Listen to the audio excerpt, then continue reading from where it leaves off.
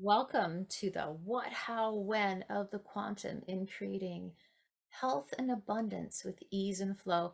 I'm your special host, Jennifer Green, for this episode because we're going to be interviewing our wonderful creator of this summit and of a powerful mission to help global family in terms of living our most resilient and happy life. With that said, I'm going to introduce you to our amazing creator, Amanda Smith, and her bio. And then we're going to take a deep dive into what the quantum is, how we can tap into this amazing energy and nurture this beautiful quantum experience through the wisdom and shares that Amanda has to offer us. Without ado, let's get right into Amanda's bio and then right into this incredible conversation we're going to have today. Amanda is a teacher of science and spirituality, and she's also a metaphysical artist.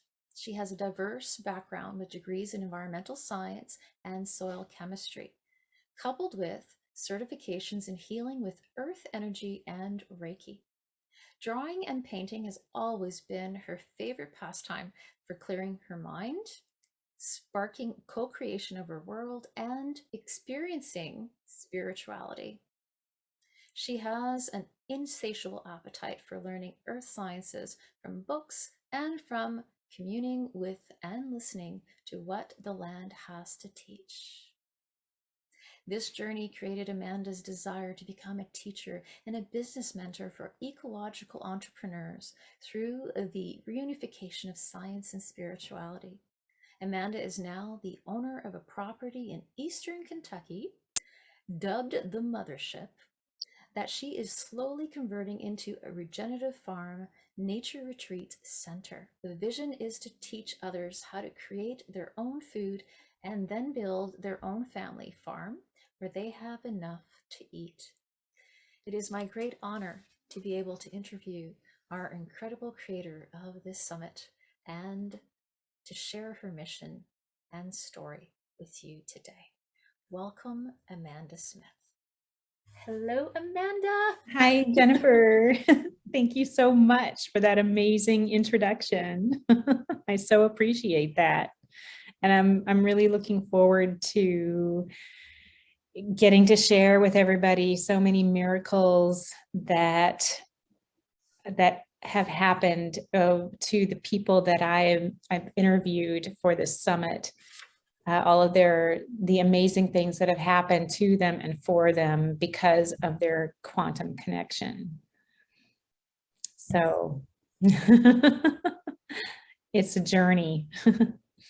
With that said, some people might wonder what the quantum journey is all about.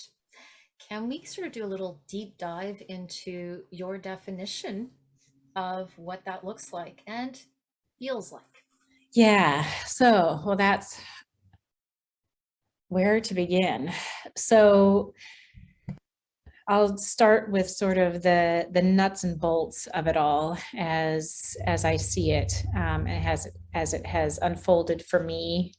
And that is there, there's an energy that is part of our planet here that, even though we can't see it, we can feel it, we can measure it, we know that it's there. The earth actually, it has this torus shaped energy that it's a three-dimensional donut type shape of energy.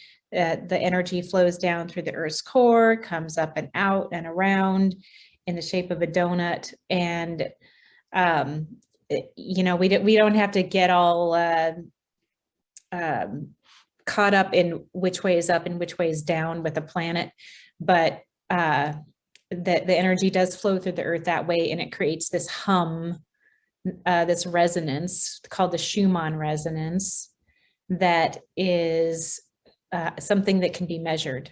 So, and I believe it has been 432 hertz. I don't know how things are shifting, if they've measured it recently, if it fluctuates, if it maybe oscillates differently because people are enhancing their awareness and becoming more connected, like more and more people are becoming better connected in with this energy.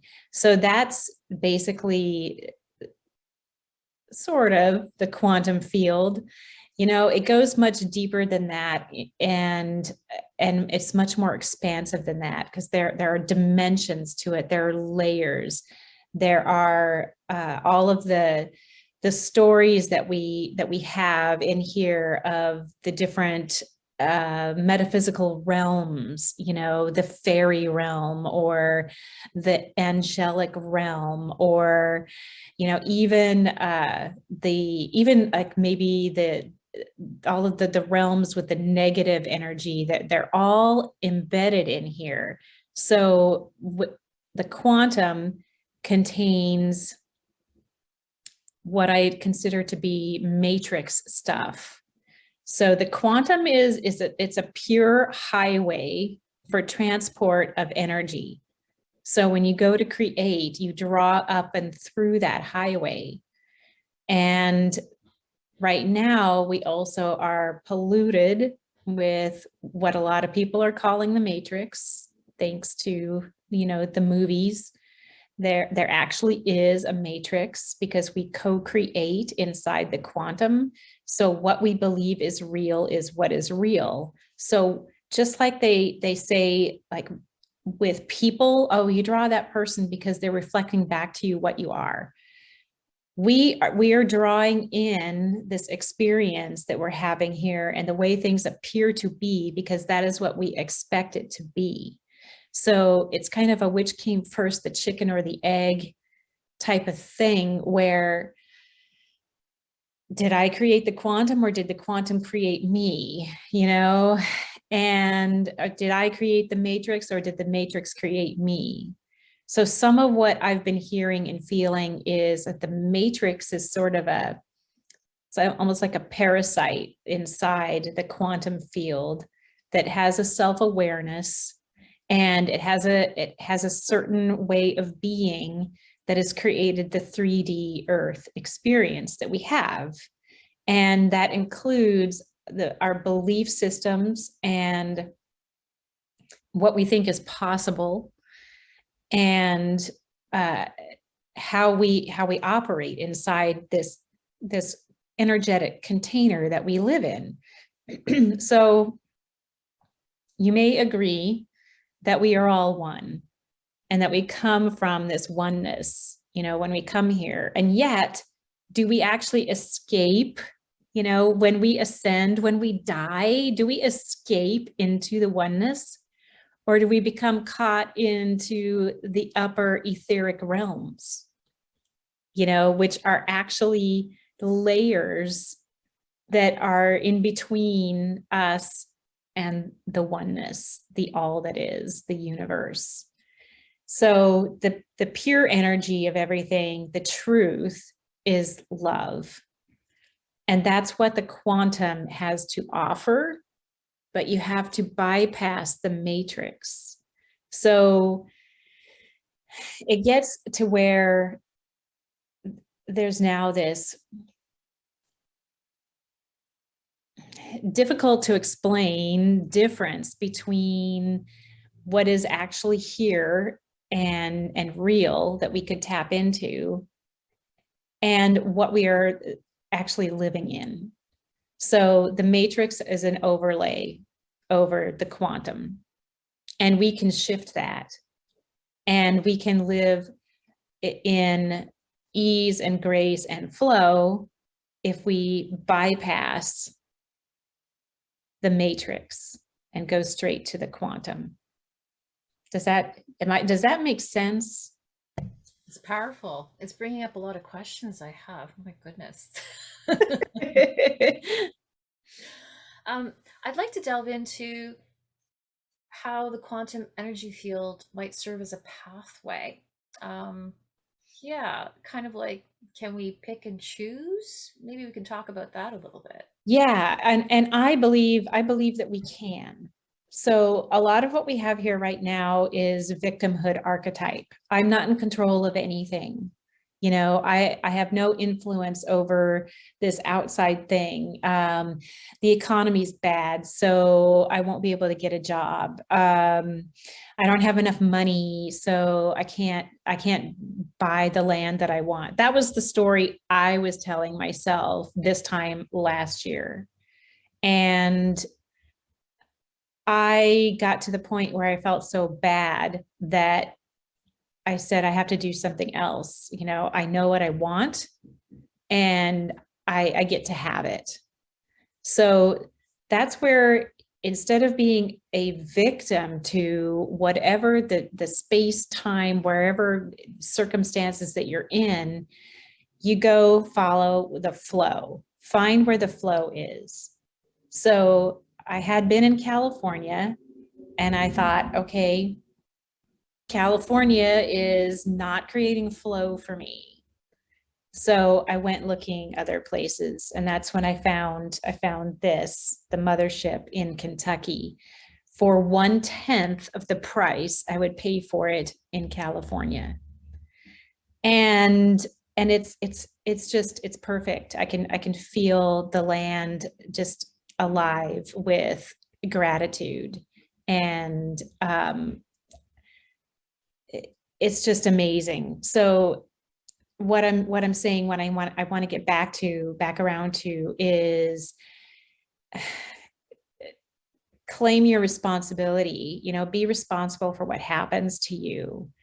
Don't buy into the story that you can't do something because it seems like it's too hard. I know plenty of stories of people who've created what they needed in you know, the economy is a big deal right now. For me, before I left California, I was renting, and what I created for myself there was renting from people who felt bad about jacking the price way up when they could have. And I wouldn't have been able to afford it if they had raised my rent to where they could have. And even when I left, they still didn't raise it up to what they could have for the going market here. You can always find something. That's the point I'm trying to make, is if you decide to just envision what it is that you would like to have without worrying about how it's going to come, you get to have the things that you envision. Did I answer that question? Absolutely. What does envisioning look like when you describe envisioning? Some people might have different ideas of what that is. Yeah. So part of the most important thing is to think about how you feel.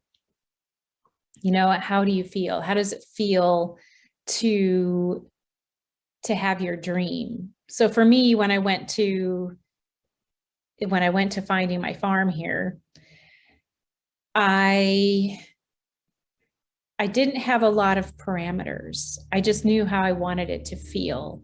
And I knew that I had a certain amount of acreage that I wanted.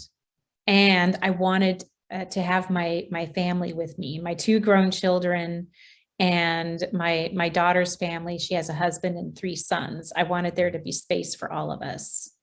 So aside from that, I was unattached to anything else except that I wanted it to be the right place. I wanted it to feel expansive. I wanted to feel expansive when I'm there. I'm not there right now, but I'm enjoying having it behind me.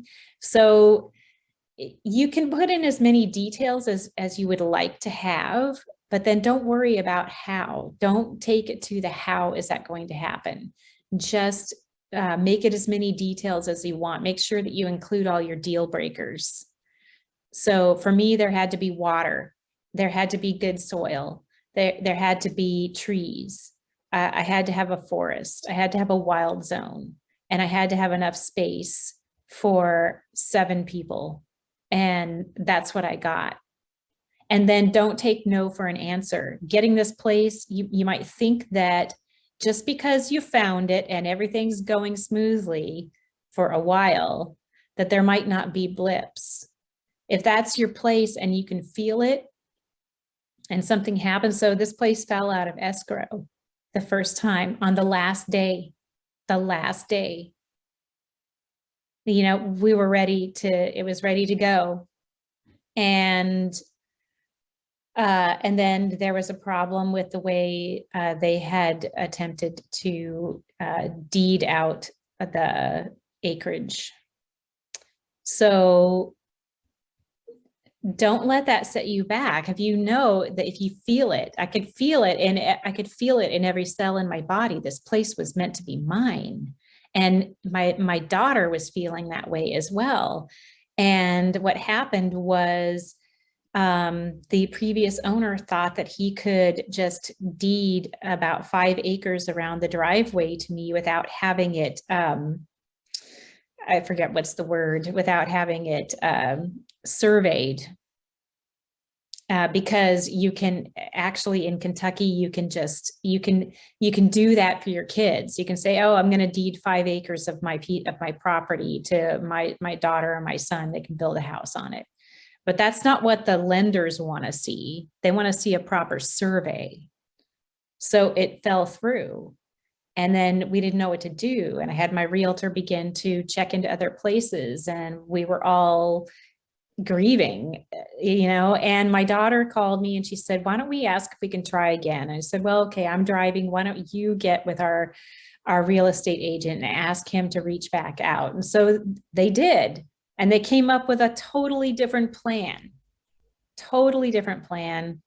We didn't try to survey around the driveway. Instead, he gave us an extra parcel on the back part of the property, and it worked. So now I have extra trees. Yay. So just, be open to creating, and if it feels challenging, that doesn't mean it. I know a lot of us go, well, if it doesn't work easily, then it must not be meant to be. Well, life doesn't always work that way. So that's why I've used the word shenanigans from the Matrix before. Don't be fooled by the shenanigans from the Matrix. You get to live outside what the Matrix is telling you. The Matrix is telling you that it's hard, that that there's not enough, that everything is a lack story. That's what the Matrix wants you to believe, because that's what keeps us disempowered as a species and under control and feeding it. It's like a vampire feeding off of our pain, our suffering, our drama. So if it seems like there's pain, suffering, and drama going on, how are you tapping into the Matrix and stop it? So that's my story on how, it was challenging getting my farm, but we did it. That's an amazing story. And I'm just like, wow, the resilience that you had, not just individually, but collectively, is really inspiring. When we talk, as you know, you and I have talked about the importance of community and Yeah. family. Family community is so important when it comes to a common goal. It's lovely how you all supported each other to manifest this beautiful farm and make this mission happen in such a short period of time. Really, really incredible. Yeah. Yeah. With that in mind, I'm curious about, again, when we're talking about envisioning, it's very trendy out there for people to talk about vision boards and these certain templates people might use. What are your thoughts on that? Is that necessary? I have gotten, all excited about creating a vision board for myself, and then I never get it done. I do journal, and I did draw a picture of the 3 things that I wanted to have in my life within a year. And I have 2 of those 3 things. The 3rd thing is still not here. So I wanted community and I wanted my farm. And those things are here. I also wanted to be in a beautiful, loving, romantic partnership with an amazing man. That's not here. It doesn't mean that I don't get to have it. It's just that that I maybe I don't feel like it right now. I don't know. I had to move to Kentucky, and how was I going to find time for that? So, I think it's a way, except you don't have to. I don't think you have to. It's one way. And if that appeals to you, then do it. I can be way too lazy about, trying to make a vision board. I need to collect all these things to make the vision board. For me, I'd rather just grab a bunch of different colored pens and scribble in my journal, and let that be what I use. I do think that what's important, the most important thing is, what is your state of being? How do you feel? What are you doing to stay connected? I do, and that I struggle with that, even just because of the way my life is, where I'm still living in two places and still working to disengage myself from my California business. It's distracting. For me, the easiest thing, and it's always been this way, is to simply go outside, is to just go outside and sit. And, I don't take a journal. I don't take a book. I don't take my phone device with me. Sometimes I do because I'm documenting stuff. Okay. Yes, I admit it. I do. And then I want to post it all. But if my intention is to get clear and get connected, I just go to nature because it will hold me. And all I have to do is be in that connection. And that, for me, that's the easiest way to actually connect into the reality of things, which is there's enough. There's wisdom, there's nurturing, there's acceptance, there's flow, there's ease, there's grace just bursting up out of the earth. So when I go and sit in that, everything that I worry about goes away. So for me, just because of who I am, it's been so great having, having Kentucky. I can walk out the door, and as you can see, I walk out the door and nature is right there. And I have a little creek in front of the house. That's one of my favorite places to go sit. So it's an individual thing. Think about how you get, what calms your mind the most. Whatever it is that calms your mind the most is what's going to work for you. I love that, how you bring it back to, it's not a cookie cutter thing, right? That we're all unique. I use that expression, snowflakes, right? Like that it takes Yeah. a variety of different modalities, and we need to again come back into our inner self to know ourselves and what works for us. Yeah. I'm curious about talking about how our reality is a reflection of who we are and the challenges that this might create. Can we discuss a little bit about that? Yeah. So speaking from my own experience, my reality can be at times messy and have too much going on in it. And this, what I want you to think about is that sounds bad. And I got to admit that there are times when I'm like, why am I always doing this? And it's also a story that has to get in your way. So being in story is also part of the matrix. So just because I can make it messy, I can make it too hard. I can overthink it. I can think I'm the only one who knows how to do it the best. It doesn't mean that I can't stop. It requires that you just be aware of what your patterns are, what your habits are. You get to stop and step outside of that and recognize who you really are. So that's what I do. And that's when the magic happens. And also when I push my own boundaries, if I expand through my own boundaries, that's when miracles happen. And there's something bubbling up and out that wants to come out. It's a matter of getting past your own story.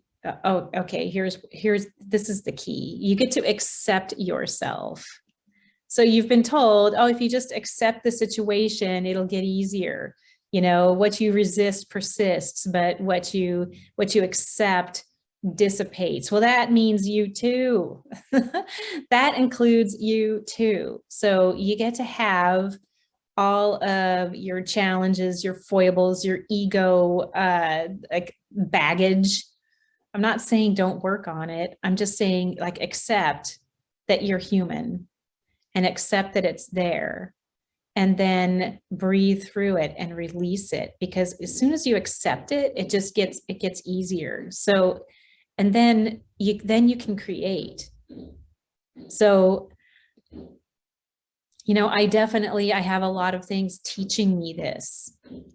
So I just want other people who are like me, who are out there, I want you to know that you can do it, and you can find peace, and you can change what is happening around you by accepting that it comes from inside of you, and then embracing it, and then letting it go. So as soon as you embrace yourself with all of these things that you think are getting in your way, they're only getting in your way because you think they're getting in your way.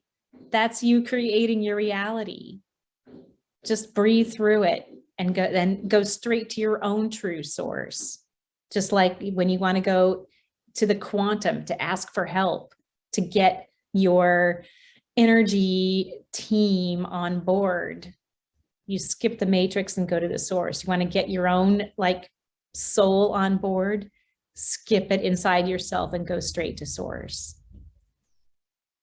Powerful and very intriguing, as it brings up so many more questions. Love this conversation. Oh my goodness. How does this energy trick us up, maybe, in terms of fulfilling the mission, the dreams that we're looking for? You kind of alluded to some examples there, but I'm wondering if we can dig a little bit deeper into that. Yeah, we can. So there's a pervasive story on the planet right now. I would say like 95% of the population, maybe it's not quite that much anymore, but a huge percentage, it's got to be at least 90 and up. There's no self-empowerment. So they may think that they have self-empowerment because they're successful in business, or they have, everything they ever dreamed of. But the litmus test is, do you buy into other things that are going on? There's not enough food.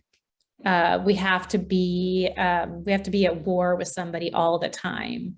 There's not enough fuel to fuel the planet unless we fight over it. That there's somebody that we're supposed to hate. That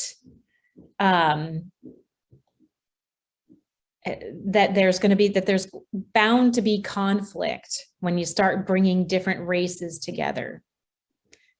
Those are those are all patterns that if you really take an honest look at yourself and you see yourself believing those things, you are caught up in the matrix. You are in you're in that soup of lack of being in charge of what really happens to you, like, and being responsible for the planet. So if you're going to be 100% responsible, if we were all to be 100% responsible for what is happening on this planet, then things would be different. If you were able to look at, okay, how am I responsible for race wars? How am I responsible for conflict in the Middle East? How am I responsible for children starving to death? How am I responsible for that? So we energetically contribute to it by believing there's nothing we can do about it. And it's just not true. And just by injecting the energy of love into the quantum field, you're changing what is happening here on the planet for everybody, everywhere. I'm hoping I answered that question, because I kind of like went off and was talking, and now I don't even remember what you asked. No, you answered that question, in fact, so well. I'm getting goosebumps as you're speaking. I'm like, ooh, she's tapping into the energy. I'm actually feeling it over here with my, yeah, Oh, my good. spidey senses are going, woo, Ooh, yeah, it's Spidey wonderful. senses. Uh, it really hits home when you talk about our belief systems and how we are all contributing to the bigger problems that we see out there. And yes, that mentality of how people might say, oh, I can't do anything about it, like that mindset in itself is already shutting down the possibility. Can you Yeah. talk a little bit more about that, just to kind of bring that back home, because it's such a powerful statement and such a powerful, yeah, we should, yeah, please discuss Yeah. more about that. So, if you decide that, you don't have to buy into those stories, and these are the stories that are going around: greed, hoarding, power over others, victimhood. That's the stuff that we're living in. So I understand everybody's struggle. So please understand there's no judgment here, because if I were going to judge other people for doing that, I would be judging myself as well. So I can definitely come from personal experience of understanding lack. And so what's happening is there's this greed, hoarding, and power over others that's happening. Then all of these people have what they consider to be power, but it's really power over others. It's not true power. It's not empowerment. And then there are the ones who don't have anything, who are living in victimhood and jealousy, because they tell stories about all the people who have all the money, and it just is, it's creating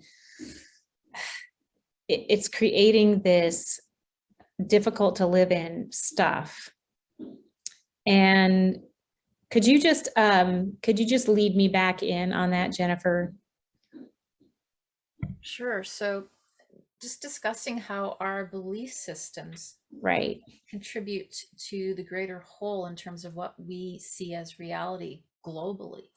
Yeah. Right. Yeah. So those attributes that I've been speaking of, and the duality that's here, like they're the haves and the have-nots. And the haves, they're scared, because if they don't hoard, they won't have what they perceive that they need. And then the have-nots, they're scared too, because they don't know how they're going to pay for their next bite of food sometimes. So that creates this very strong, I mean, I can feel it when I'm talking about it. I'm ready to move on to something else. Um, this pervasive belief system that this is how it is. You're struggling or you're just so like lucky, everybody's jealous of you. So in creating these belief systems, we are programming the energy around us to reflect back. At the same time, the energy around us has its own awareness and its own consciousness, and we are reflecting back. So what has been happening is there is a percentage of people on the planet that have reached a point where they're going, something about this just doesn't feel right. This doesn't feel like the truth. It doesn't seem like a life should be a struggle. Life should be easy. Life should be fun. Life should be full of joy. Life should be love. Life should be creativity. And you know what? They're right. Those people are right. And those people often will get they'll get grabbed by their family member or somebody on Facebook and told how wrong they are. Who are you to think that you can have this? Or like, what is wrong with you? You're not accepting reality. And I'm here to tell all of those of you who are beginning this climb out of the soup. I always think of that Fantasia scene where that big demon is taking these people and putting them in the boiling soup. And I'm like, they're trying to put you back into that boiling pot. Don't let them do it. Don't let them do it. You're not the weirdo. And the more you evolve, the more weird they're going to look to you, the more their beliefs are not going to make sense to you. And as that happens, we get to spiral upward. We get to move upward in ascension. And it can be a difficult path. We're in a transition time for this planet, and we are winning. In my opinion, we're winning. Positive vibes are winning. So, but we have to have perseverance and resilience. And as we shift and we inject into this reality energy, reality will shift. So that's really important to understand, especially if somebody's new to this and they're trying to understand, because this is quantum is a there's so many different layers of education and exposure to it, and step by step we start to feel different. We start to embody changes, and perception changes when we start to look at the world and how we behave and how we present ourselves in various capacities in all we do. With that in mind, how does one work in the quantum in terms of just you've again mentioned it throughout our conversation, but perhaps we can kind of break it down into certain steps for the layperson who's just starting out. What would you recommend? Well, what I would recommend is a process to just begin to get in touch with it, and you have it inside you, and it is called your heart center. So just, shrink yourself, put yourself in your own heart center. Visualize, see yourself in your own heart center, feel it, feel what it feels like to be in your heart center, because that is our portal to everything, to the universe. That's our portal. And from inside your heart center, you can just be in that stream of consciousness. That's the beginning. And it's the back door to the heart, where the actual, like the oneness, the reality that we are one moves in through the back, and we can allow to have it flow out through the front. And that's love. That's the love. Love is really all there is. And the Beatles were onto something. And not only is that all there is, it's really all you need. And that is a way of cultivating the practice of what it feels like and being in the connection. And the more you're in that connection, the easier things are going to feel, and you will begin to receive information. And the heart always contains the wisdom. So it's all about, how do I feel? And if you feel good, then good things are going to happen. If you continue to feel good, if something shakes you a little off, like something that could be considered bad happens, but you continue to feel good and follow the positive thread, then something good gets to come out of things that happen that you might interpret to be bad. So our experiences are just experiences. They're not meant to be good or bad. It's like when a bunny is happily, munching away on grass, and all of a sudden a hawk swoops down and grabs that bunny, and that becomes a meal for the hawk and the hawk's babies. So the bunny maybe could consider this to be a bad experience, but this is just nature. This is how nature behaves, and nature is a collective. So without the hawk, there would be an abundance of rodents like bunnies and other like gophers, just destroying everything, all the vegetation. It's there to maintain balance. It's balance, and that's a neutral experience. You don't have to consider it to be bad.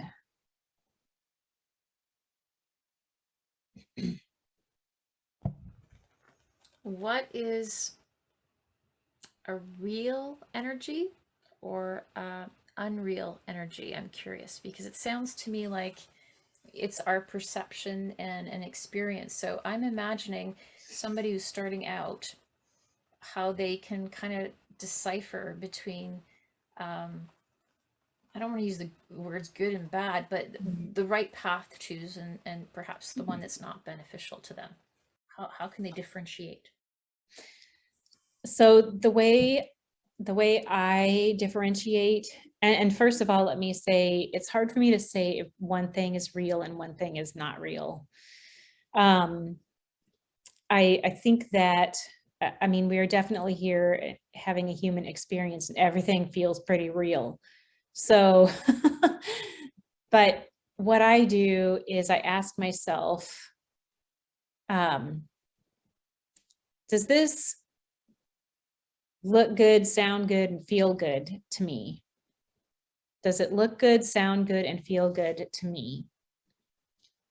Then if it does, then I embrace it, I choose it, or I use that to help me make a choice.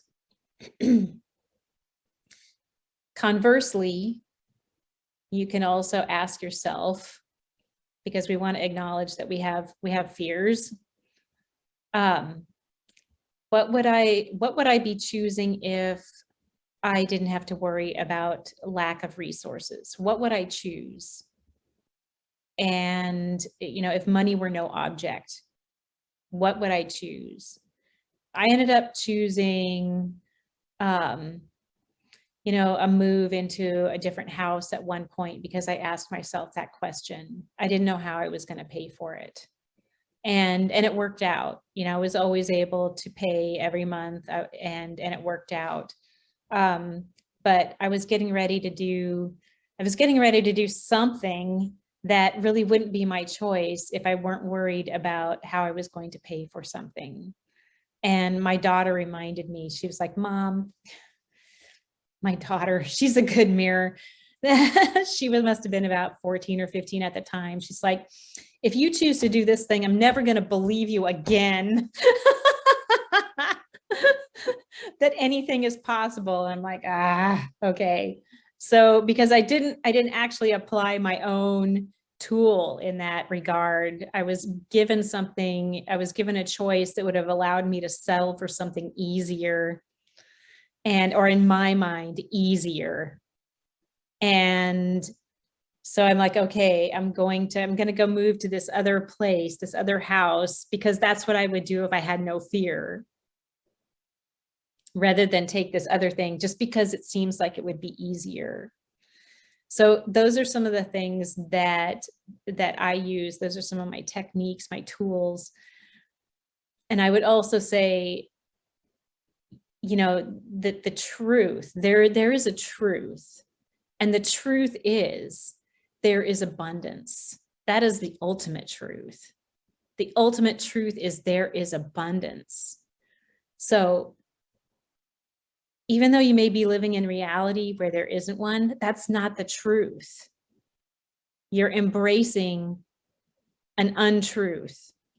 I don't want to necessarily call it a lie because it's a valid experience that's happening, but it's not the truth. It's not the truth. And the power to change that is in all of us. Would you define that as a miracle, or how would you define miracles then, in terms of how one would perceive a miracle in their life? So to me, miracles are unexpected. They're unexpected things that happen, that, like, disaster all of a sudden doesn't happen. And yet we could all be experiencing miracles if we wanted to. And then they wouldn't really be miracles anymore. They would just be everyday experiences. They would still be amazing, right? Everything would be amazing, joyful. But I've had miracles happen. I needed money. I was at a point in my life where I didn't have any money.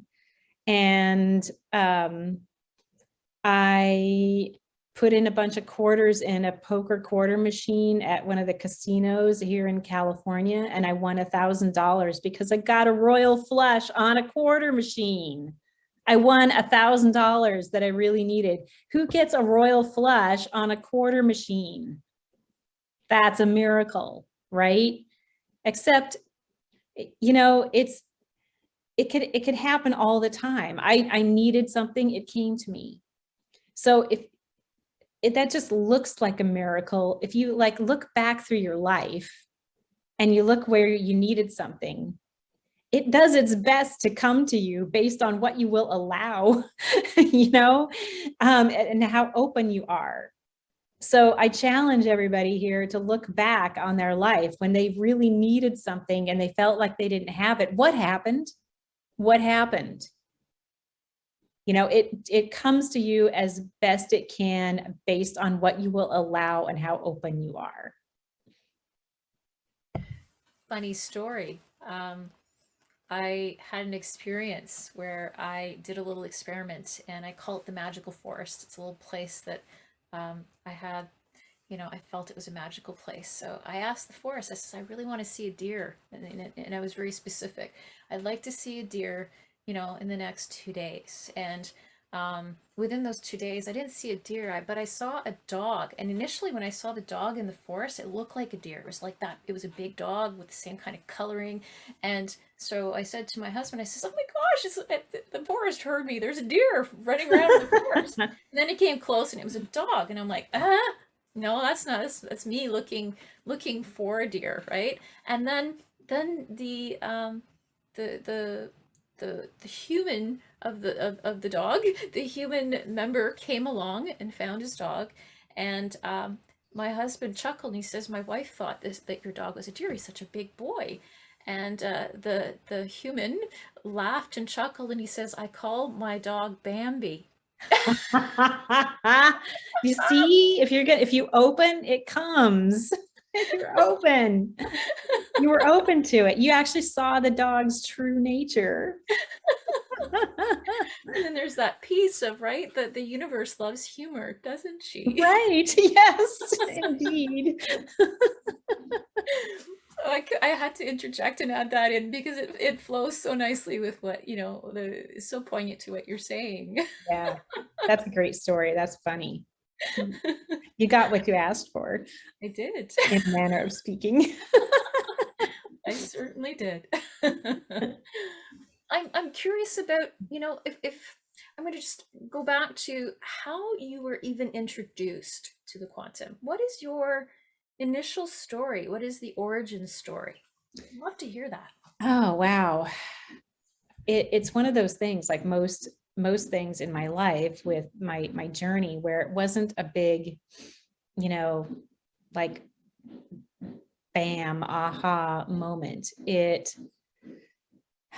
Um, it's hard for me to even remember like how I got interested in it. Um, I think I was at my mom and dad's house, and I pulled a book out of one of their bookcases because I was looking around, and my dad had this copy of the Dancing Woolley Masters, which I had remembered from my childhood that he always had in there, but I'd never really looked at it. And I looked at it, and I thought it sounded interesting. So I bought myself my own copy, and it's about quantum physics, and it's written by a man named Gary Zukov, who's also written other things about the other realms. He's got other books that are more about like the energetic realms that are out there, and he took a stab at writing a book about quantum physics.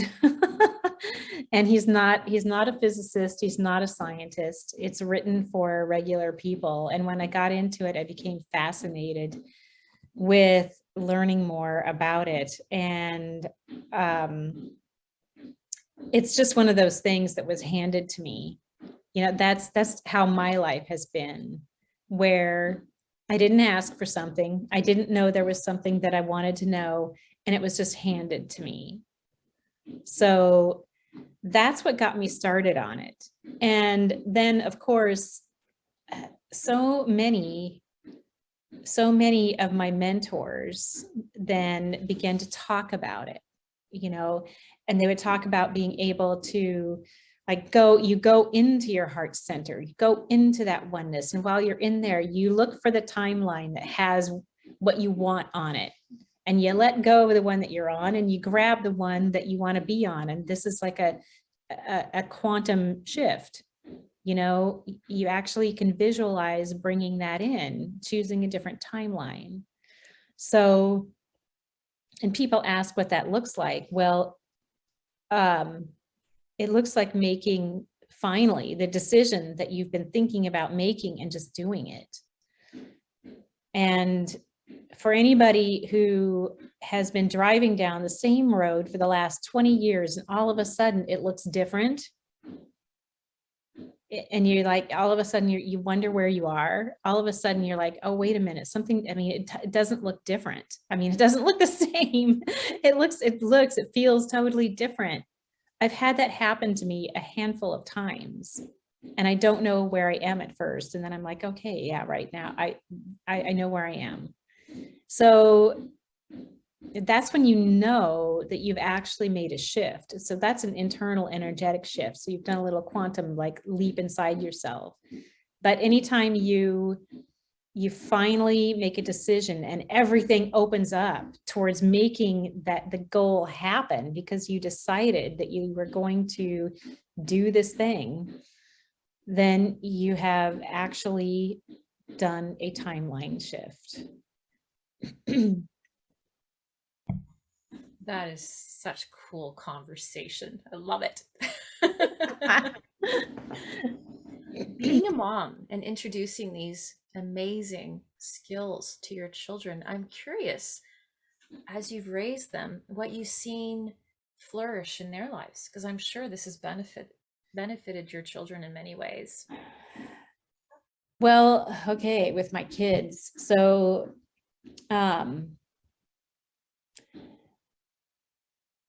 they have definitely followed me through the thick and thin of it all. And, they have been there with me with the two husbands that I had. One of them obviously was their dad. And then the second one, and then moving on from that, they followed me every time I said, this isn't working for me. Um, and every time I've changed jobs, every time I've shifted career, every time I um, have pivoted into something new, they have been there with me and they don't question it. And we're all together. I just saw this like a video on somebody remarking on how by the time your child is 17, they've spent 95% of the time they're going to spend with you for their whole life. I'm like, not my kids, not mine. And mine are 34 and 33. And is that right? Well, the second one will be 33 in July. And they just, for them, it's normal. And I've watched my son be capable of creating whatever he wants as well. And he's gone from being a shy little kid who had a hard time fitting in to being an adult who knows how to make friends and can get a job anywhere he goes. And my daughter, she at 16, she came to me and she said, Mom, I want to move out. Will you emancipate me? And I said, no, you can't balance your own checkbook.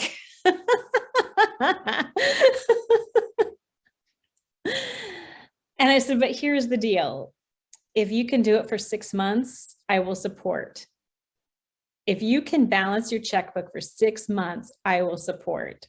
And she did. So I supported. And so she was very early in 16 when she asked for this. And I'm like, don't you think you're a little young? And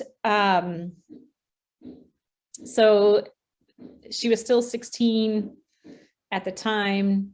The courts allowed her to emancipate. We signed off on it. Me and her dad signed off on it.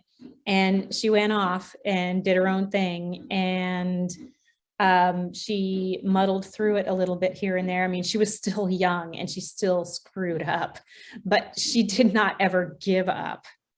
So she made it through all of that and never came back. You know, she knew she could, but she never came back. I mean, we live and we've worked together for, 10, 11 years. But she never came back into my household to be a teenage daughter again.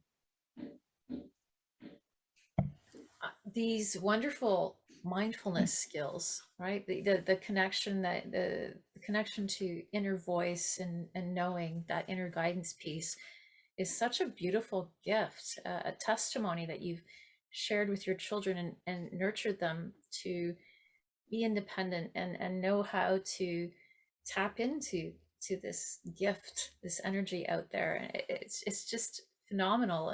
And your origin story about how you uncovered this gift and now where you are in terms of how you're helping global family be able to thrive in a time where so many of us are lost, confused, and just trying to reinvent ourselves, trying to recuperate from, this huge pandemic that the world has dealt with.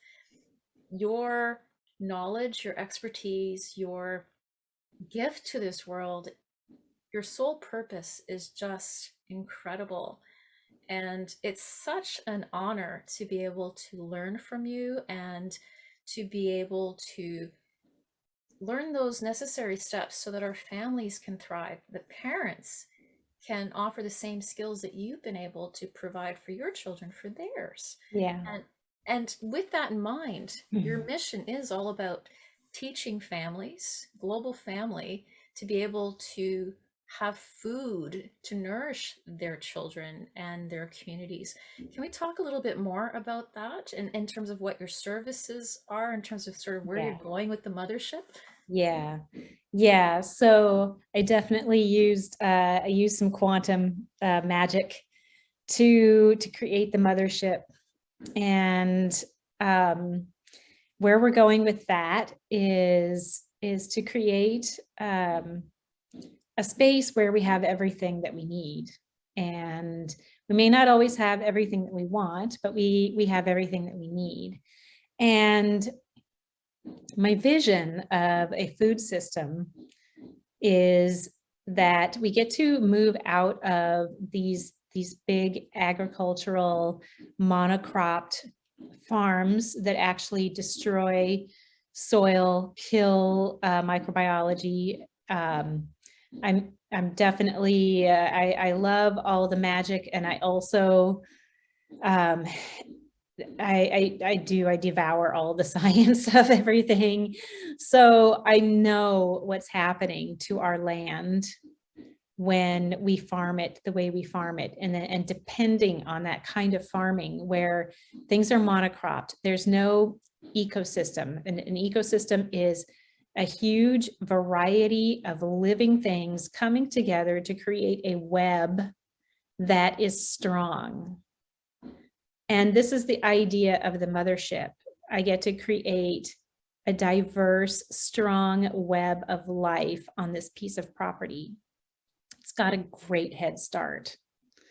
So, and I'm very happy with what I have. I'm not starting with a completely bare landscape. So getting in that connection, for one thing, with nature, listening to nature, listening to what her wisdom is that she has to offer. I've had people ask me, just as an example, are you going to have beehives? And I'm like, I don't know if I need beehives. I have lots of bees. What I need to do is just allow the food to grow. That's the easy way, right? Nature doesn't make it hard. Nature makes it easy. I could put out an empty hive and see if the bees like it, and give them, give them a space close to where I'm growing things, but they seem to have it covered. So I have a diversity of bees. I have other stinging things. I have wasps. I have giant bumblebees that are like this big, and little itty bitty bumblebees. I know they're really big. They're big. They're more like about this big. And it's embracing the diversity, and you don't have to grow a ton of one thing. What you do is you grow a whole bunch of reasonable amounts of several things. So I'll be planting elderberries and cherry trees and apples. And then closer to the house is going to be my annual things there. I actually have zucchini and broccoli that's doing really well right now. I have other experiments going that aren't doing as well as I had hoped, but I'm not there to look at it. So I don't know. I don't know what's going on with them, but we'll see what happens. I don't feel like I need to be in a hurry. And I'm just going to add in where things belong. Like, what can I grow in the tree line that I can eat? What can I grow on my bank that is seeping into my driveway that I can eat that's going to keep the bank in place? And so this is like a tiny microcosm of what I see as possible. And if we all connect up, if we create many of these, and then we share and we trade, and we're in close proximity with each other, then we create our own food web. They talk about the soil food web. Well, there needs to be a human food web as well. And instead of depending on things being trucked from large distances for the majority of what we eat, it's all right there. It's stable. It's healthy. You know how it was grown. You know who grew it. You know what their values are. Things don't have to be certified organic. The government doesn't have to be all up in our food safety, because we're sharing it, and food is free. Food gets to be free. And this is one of the things, food is one of the things that is a huge factor in us having our creative sovereignty. So we're all worried about where the food's coming from. And we shouldn't have to buy back our right to life. And nobody should be starving to death. We should all have access to land. We should all be able to grow our own food. The way things are handled on the planet right now is greed, hoarding, and power over others. So right now I'm working in the matrix by buying this property. That's fine. But I worked outside the matrix by finding one that I could afford in a place where I can grow what I want with a really long growing season. So I guess what I'm saying is, in my long-winded way, is that I call it the mothership because she's not the only one. She's the only one. She's the first one in my life, and I expect there to be others. All the other satellite ships out there, farm ships everywhere that we get to connect up with. And, I challenge all of you who maybe have a farm right now. Who can you connect with? Who can you connect with? What other farm can you connect with where the two of you can support each other?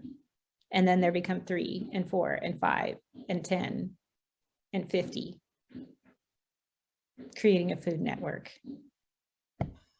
It's a revolution on a spiritual quantum leap. Yes. How incredible and exciting this is. If, and I know there's no if, let's take that out of the equation. There's going to be tons of people interested in this. How can they connect with you and your services to help them create their own version of the mothership so that they can connect with you, connect with other farmers as you're suggesting? How can they do this? Well, I am the Activated Earth. I am on Instagram as the Activated Earth. My business is the Activated Earth. I am at theactivatedearth@gmail.com. I am at www.theactivatedearth.com. My Facebook group is a little different because I like to deal with the energy of earth activations, doing energy work for the earth and bringing out the real earth codes. So I call it Activated Earth Codes. And that's because when you go beyond the matrix and into the quantum, the actual earth codes, the truth ones, are ease, grace, cooperation, collaboration, abundance, and sovereignty. And I do share a lot of fun farming facts, and I share my farming journey in my Facebook group. And it's also about energy work with the earth. So those are all the places where you can find me. And I am super passionate about helping anybody, whatever size space that you have, create an ecosystem or get connected with your space.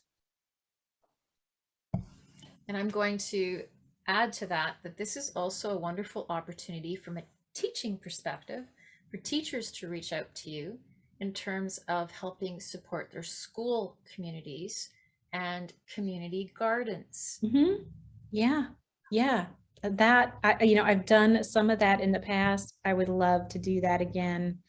I am just open to anywhere where I can teach people how to work in harmony with nature. And eventually I'm going to have my tiny off-grid clean houses at my farm, and people will be able to come visit and see for themselves how it works. So you got me curious in terms of does this tie into retreat opportunities for people and Yes. also education, perhaps? Yes. I mean, my ultimate dream is that they will get to come and learn how to connect with nature.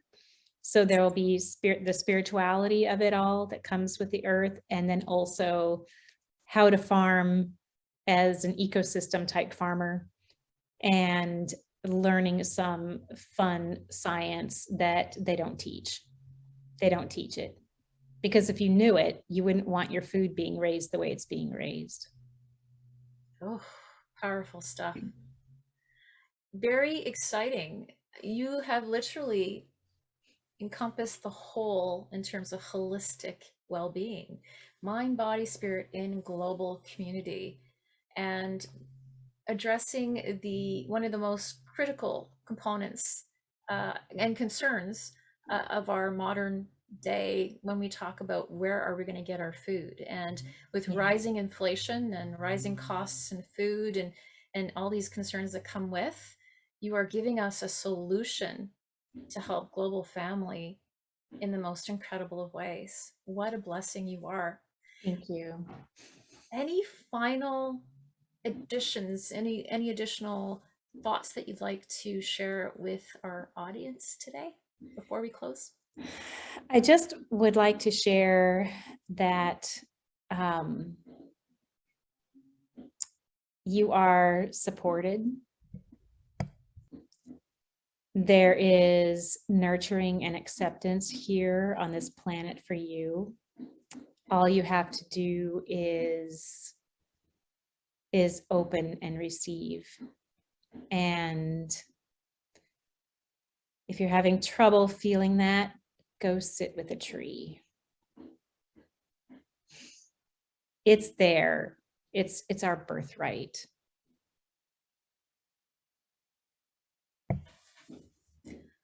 A beautiful way to close. Sitting under a tree, as Buddha once Yes. did in his teachings, we learn about that, and being able to be enlightened. Thank you so much for your share. It has been an honor to be able to interview the creator of this incredible, magical journey for us all, to give us hope and light in terms of how to build a better world for all life on this planet. Thank you. Thank you, Jennifer.